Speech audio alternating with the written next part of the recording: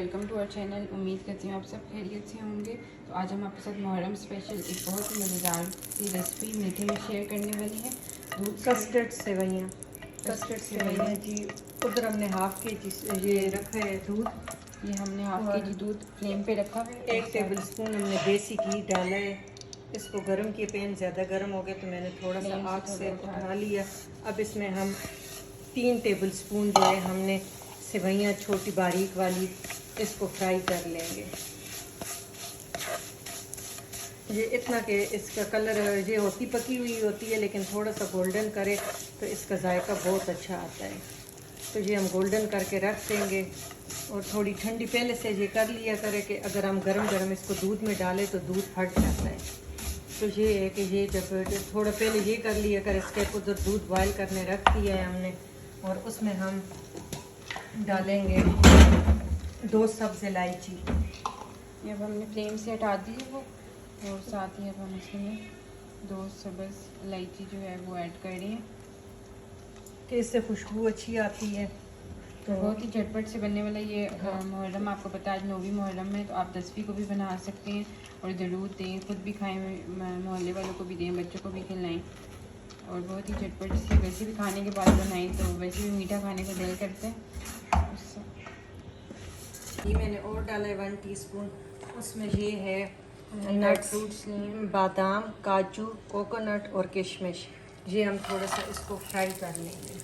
Fry करने से ये होता है इसका जायका बहुत अच्छा आ जाता है। उसी पैन में दूसरा पैन आपको ज़रूरत की नहीं, या पहले आप ड्राई फ्रूट कर ले फिर सेवइयाँ कर ले, जैसे आपको इजी लगे। वैसे मैं चंद सेकेंड इसको गोल्डन नहीं करना, बस इतना करना है कि ये क्रिस्पी हो जाए और दूध में इसका जायका फिर बहुत अच्छा आता है, नटी फ्लेवर हो जाता है। तो जैसे कि आपको स्टार्टिंग में बताया था कि हम कस्टर्ड वाली सेवइयाँ आप लोग के साथ शेयर करें, तो ये हमने कस्टर्ड ली 1 टेबलस्पून उसके अंदर हमने मैंगो फ्लेवर लिया है। आप वनीला आप जो भी ले सकते हैं। इसमें हमने 3-4 टेबलस्पून दूध में मिक्स कर दी है और इसकी गुठलियाँ बिल्कुल ख़त्म कर देंगे। इसको लिक्विड फॉर्म में कर देंगे। ये हम एंड में जिस वक्त सेवइयाँ पक जाए फिर हम डालेंगे, लेकिन पहले इसको मैं मिक्स करके रख देती हूँ। थोड़ी थोड़ी इसमें गुठली हैं तो ये ख़त्म हो जाएगी। दूध हमारा बॉयल होने वाला है, तो अब इसमें हम ये सेवइयाँ ऐड कर देंगे। बस बिल्कुल बॉयल पॉइंट पे आ गया है।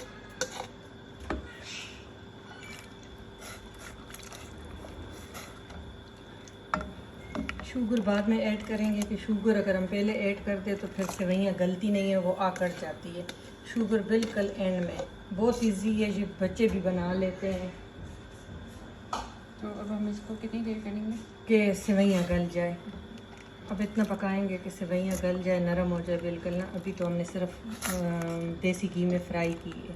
2 मिनट लगेगा, ये बहुत जल्दी गल जाती है।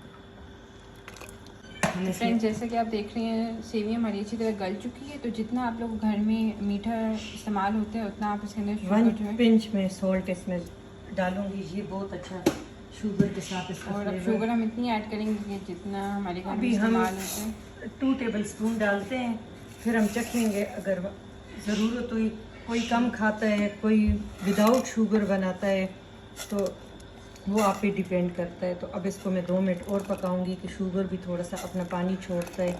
वैसे सेवइयाँ हमारी बिल्कुल गल चुकी है, तो शुगर का दाना भी ख़त्म हो जाएगा। फिर हम इसमें कस्टर्ड ऐड करेंगे।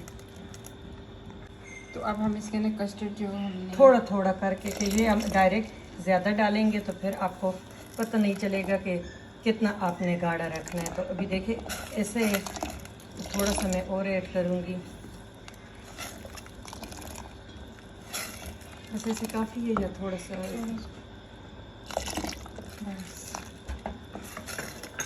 और जो हमने ड्राई फ्रूट किया था कुछ हम गार्निशिंग के लिए रख देंगे, कुछ इसमें ऐड कर लेंगे। मैंने ऐड कर दिया। तो ये आप देखें थिक होने लग गई है कि हमने जैसे ही कस्टर्ड इसके अंदर ऐड किया। पूरा नहीं गया, हाफ। आप 1 टीस्पून हाफ केजी के लिए 1 टीस्पून बहुत है। मैंने 1 टेबलस्पून लिया था तो हाफ मेरा रह गया।